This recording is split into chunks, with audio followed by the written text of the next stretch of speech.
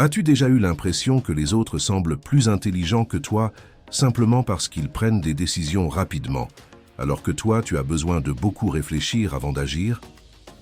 Peut-être as-tu remarqué que, pendant que certaines personnes répondent immédiatement dans une conversation, ton esprit continue d'analyser ce qui s'est passé même des heures plus tard. Tu repasses chaque mot, tu reconsidères ce que tu as dit, tu essaies de comprendre ce que l'autre personne voulait réellement exprimer et tu te demandes si tu aurais pu répondre autrement. Cette tendance à réfléchir constamment peut te donner l'impression de trop penser. Mais en réalité, elle pourrait être le signe que ton esprit fonctionne d'une manière beaucoup plus profonde que tu ne l'imagines. Ce qui est curieux, c'est que beaucoup de personnes dotées d'une grande capacité intellectuelle ne semblent pas toujours brillantes au premier regard. En fait, certains comportements que la société considère souvent comme des faiblesses ou des bizarreries peuvent être liés à un cerveau particulièrement analytique. La psychologie et les neurosciences ont observé que certains schémas mentaux apparaissent plus fréquemment chez les personnes ayant un haut niveau d'intelligence. Cependant, bien souvent, ceux qui possèdent ces caractéristiques n'en sont pas conscients et au lieu de les voir comme un avantage, les interprètent comme une difficulté personnelle. Il existe plusieurs comportements qui peuvent révéler que ton esprit fonctionne à un niveau plus complexe. Certains peuvent sembler être de simples habitudes, mais ils reflètent en réalité un traitement mental profond.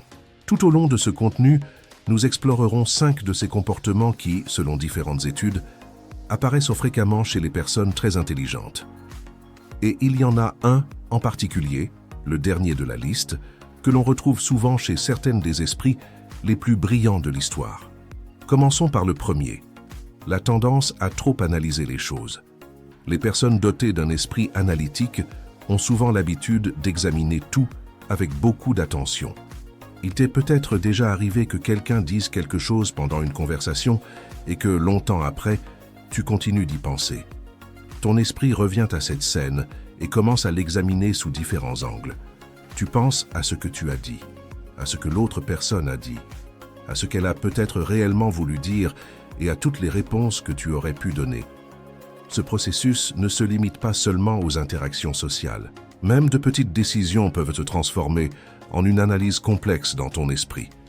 Quelque chose d'aussi simple que choisir une option parmi plusieurs peut déclencher une chaîne de pensée dans laquelle tu commences à évaluer différents résultats possibles. Tu imagines divers scénarios, tu anticipes les conséquences, tu compares les alternatives et tu prends en compte à la fois les avantages et les problèmes potentiels qui pourraient apparaître. De l'extérieur, certaines personnes pourraient interpréter ce comportement comme de l'indécision ou de l'insécurité. Pourtant, ce qui se passe réellement est souvent un processus cognitif beaucoup plus élaboré. Les personnes ayant une plus grande capacité intellectuelle possèdent généralement une mémoire de travail plus développée. Cela signifie que leur cerveau peut maintenir actives plusieurs idées en même temps, les analyser, les comparer et les réorganiser constamment afin de trouver la meilleure réponse ou la décision la plus appropriée. Pendant que d'autres réagissent rapidement en se basant sur des intuitions immédiates, ton esprit peut être en train d'évaluer plusieurs possibilités simultanément. C'est comme si ton cerveau ouvrait plusieurs chemins mentaux en même temps et explorait chacun d'eux avant de choisir lequel suivre. En quelques secondes, tu peux imaginer différents résultats, calculer des risques et penser à des conséquences que beaucoup de personnes ne considèrent même pas. Pour cette raison, il peut parfois sembler que tu compliques des situations qui paraissent simples aux autres. Mais en réalité, ton esprit fait simplement ce pourquoi il est conçu. Analyser l'information en profondeur, examiner différentes perspectives et anticiper les résultats possibles avant d'agir. Il existe cependant un autre comportement que beaucoup de personnes considèrent comme étrange, mais qui apparaît également souvent chez les esprits très analytiques. Parler avec soi-même. Pour beaucoup de gens, entendre quelqu'un parler seul peut sembler inhabituel. On l'associe souvent à tort à de la distraction ou à des comportements peu communs. Pourtant, cette habitude peut en réalité être un outil mental très puissant. Dans bien des cas, il ne s'agit pas de tenir une conversation complète à voix haute. Cela peut être quelque chose de beaucoup plus simple. Murmurer une idée, répéter une étape pendant que tu effectues une tâche, ou expliquer à voix basse ce que tu essaies de résoudre. Certaines personnes organisent même leurs pensées en les exprimant à voix haute pendant qu'elle travaille, étudie ou tente de comprendre un problème. Loin d'être un signe négatif, ce comportement peut aider le cerveau à mieux organiser l'information. Lorsque tu exprimes tes pensées à voix haute, ton esprit traite les idées d'une manière différente. Les mots que tu entends renforcent ce que tu es en train de penser et permettent à ton cerveau de mieux structurer les concepts. Beaucoup de personnes ayant une pensée analytique utilisent cette ressource sans même s'en rendre compte. En verbalisant ce qu'elles pensent, elles parviennent à clarifier des idées confuses, à détecter des erreurs dans leur raisonnement et à trouver des solutions plus facilement. C'est comme si parler avec soi-même créait une sorte de dialogue intérieur qui te permet d'examiner tes propres pensées sous un autre angle. Plutôt qu'une habitude étrange, c'est souvent simplement une manière naturelle pour le cerveau d'organiser l'information, de résoudre des problèmes et d'approfondir le processus de réflexion. En fait, pour certains esprits particulièrement réfléchis, cette petite habitude peut devenir un outil très efficace pour mieux comprendre le monde qui les entoure. Souvent, parler avec soi-même fonctionne comme une manière naturelle d'organiser ce qui se passe dans ton esprit. C'est comme si ton cerveau avait besoin d'entendre les idées à voix haute pour mieux les ordonner, leur donner une structure et les comprendre plus clairement. Lorsque tu exprimes tes pensées verbalement, même si ce n'est qu'un murmure ou de courtes phrases, ton esprit parvient à organiser l'information d'une manière plus claire. En psychologie, ce phénomène est connu sous le nom de langage interne. Il s'agit d'un processus mental qui permet de guider la pensée, de structurer les idées et de planifier les actions. Plutôt que d'être simplement une habitude curieuse, ce mécanisme remplit une fonction importante dans le fonctionnement cognitif. Beaucoup de personnes l'utilisent de façon inconsciente lorsqu'elles tentent de résoudre un problème, de se souvenir d'une séquence d'étapes ou de prendre une décision. Pour cette raison, les personnes qui possèdent un esprit particulièrement analytique ont souvent recours à ce type de dialogue intérieur. Lorsqu'elles sont concentrées sur une tâche, elles peuvent se répéter des instructions, se poser des questions ou expliquer le problème à voix basse pendant qu'elles cherchent une solution. Ce petit dialogue avec elles-mêmes agit comme un outil qui aide le cerveau à traiter l'information avec plus de précision. Loin d'être quelque chose d'étrange ou de négatif, il s'agit dans bien des cas simplement d'une stratégie naturelle du cerveau pour penser plus clairement. Le langage, dans ce contexte, devient un outil qui permet d'organiser les pensées, d'évaluer les options et d'avancer pas à pas vers une solution. Cependant, il existe un autre comportement que beaucoup de personnes interprètent de manière erronée, mais qui apparaît aussi fréquemment chez les esprits très actifs: la facilité à s'ennuyer. Certaines personnes peuvent effectuer la même activité pendant de longues périodes sans ressentir le moindre problème. Elles peuvent répéter une tâche encore et encore sans perdre leur concentration ni leur intérêt. Pourtant, lorsqu'une personne possède un esprit particulièrement curieux et agité, l'expérience est souvent différente. Il t'est peut-être déjà arrivé de commencer une activité avec enthousiasme. Au début, tu y prêtes attention, tu analyses ce que tu fais et tu essaies de comprendre comment cela fonctionne. Mais au moment où ton esprit parvient à déchiffrer le schéma ou à comprendre complètement la dynamique, l'intérêt commence à diminuer rapidement. Soudain, ce qui semblait intéressant cesse d'être stimulant. Non pas parce que l'activité est inutile ou parce que tu manques de discipline, mais parce que ton cerveau a déjà résolu le défi qu'elle représentait.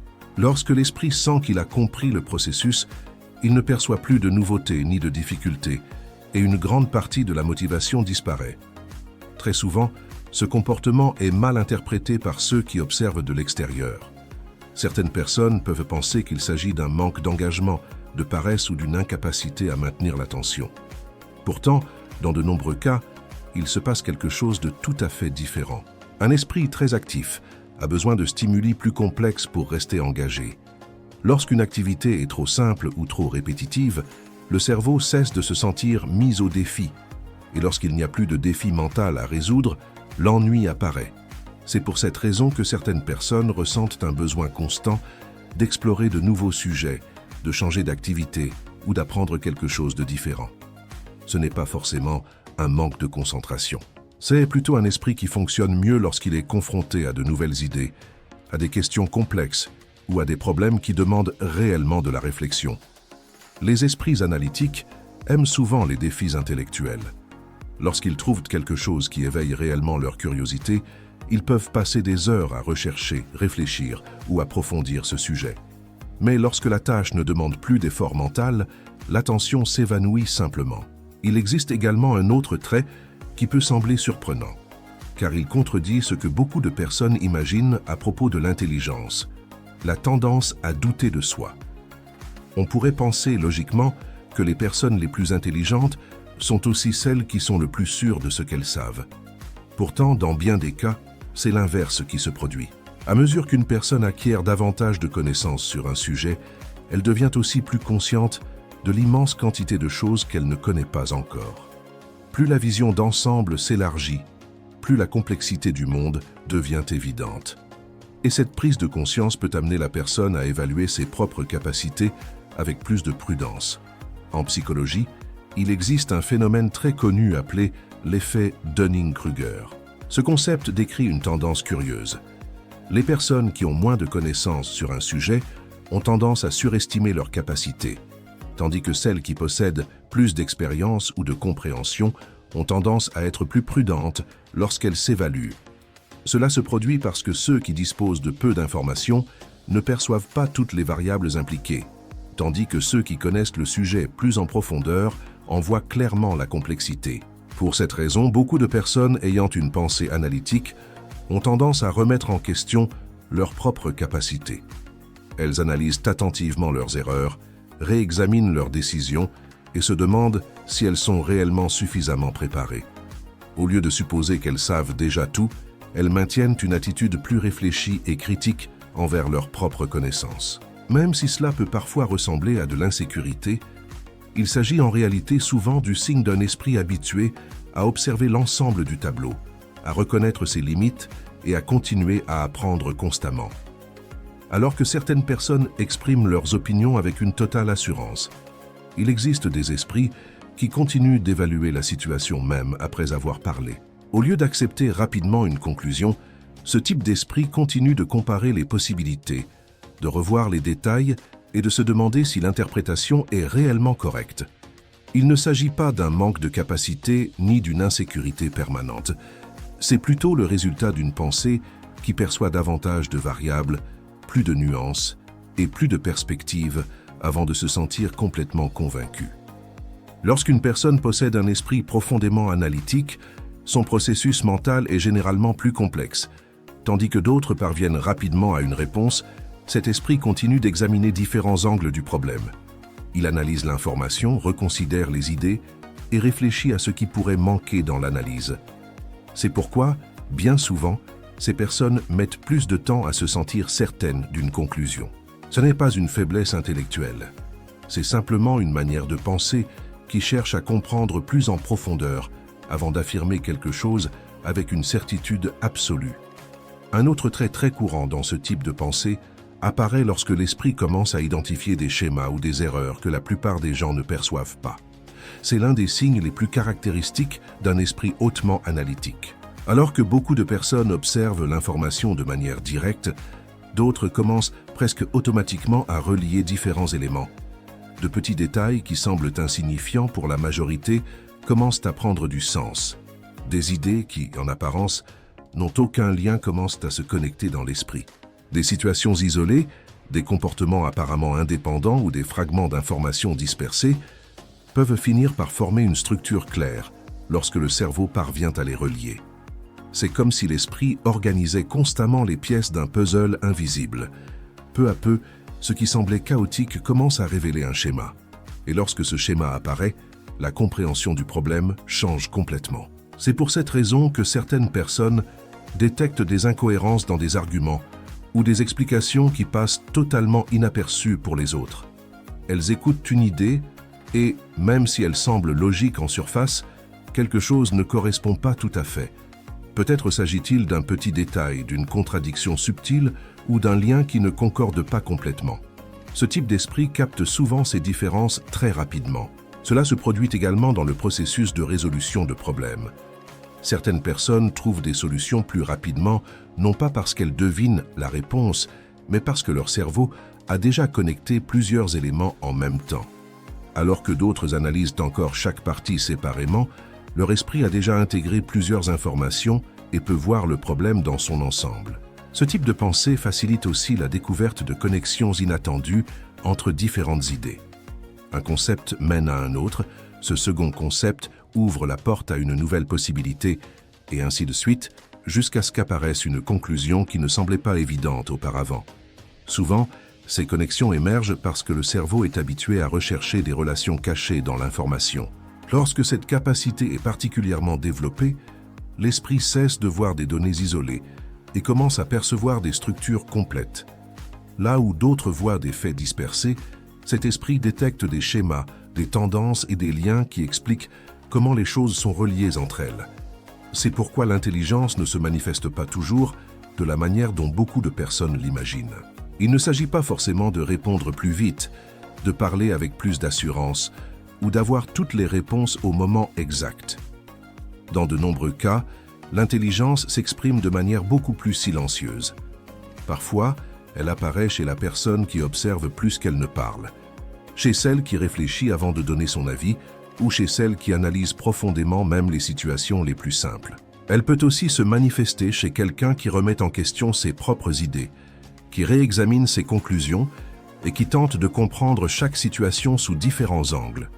Ainsi, si quelqu'un t'a déjà dit que tu réfléchis trop, que tu analyses les choses de manière excessive ou que tu compliques des situations qui semblent simples, il ne s'agit peut-être pas réellement d'un défaut.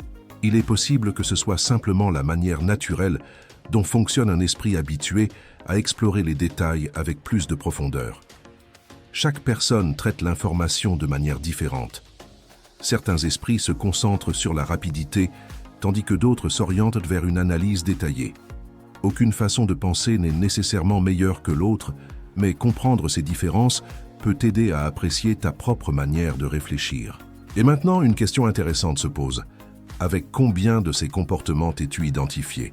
Peut-être as-tu découvert que certains d'entre eux décrivent exactement la manière dont fonctionne ton esprit au quotidien.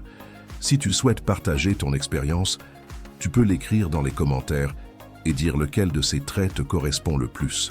Et si ce contenu t'a semblé intéressant, tu peux le soutenir avec un « j'aime » et t'abonner pour continuer à explorer des thèmes similaires dans de prochaines vidéos. Tu peux également poursuivre avec le contenu recommandé suivant, où nous approfondissons encore davantage le fonctionnement de l'esprit et pourquoi certains schémas de pensée sont plus courants que nous ne l'imaginons.